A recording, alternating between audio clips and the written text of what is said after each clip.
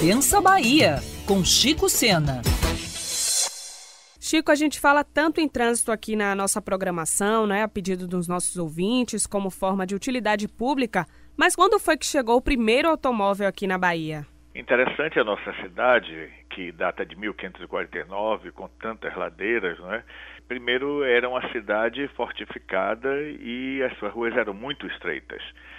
E, obviamente, não tinham pavimentação. A pavimentação das ruas começa no século XVIII, com pedras irregulares, no século XIX ainda com pedras regulares, já no final do século XIX é que surgem os paralelepípedos, mas bem no final do século XIX e, mesmo assim, não em tão grande escala.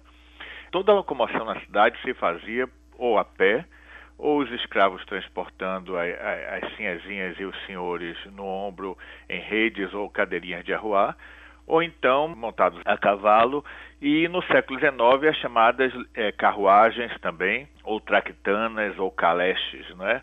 Na década de 70 nós vamos ter em Salvador já as primeiras linhas de bonde, que eram chamados veículos sobre trilhos, e já, digamos assim, praticamente toda a extensão da cidade, na Península de Itapajipe, na Cidade Baixa, na Cidade Alta, uma grande rede. Mas o automóvel propriamente dito, que é uma novidade no mundo, inclusive no século XIX, ele vai surgir na Bahia pioneiramente em relação ao mundo.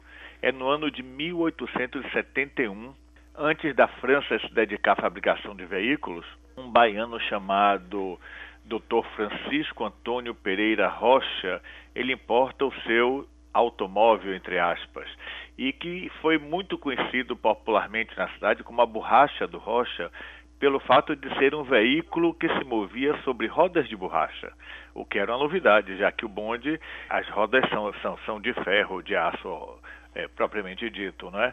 E sobre trilhos. Essa borracha do Rocha, ela causou grande espanto na cidade. Obviamente, era um veículo que se movia muito lentamente, com dificuldade de subir ladeira, mas que a população aplaudia o veículo quando de sua passagem pela cidade, tal a novidade que ele era. Portanto, era grande novidade, digamos assim, no sentido urbano da nossa cidade.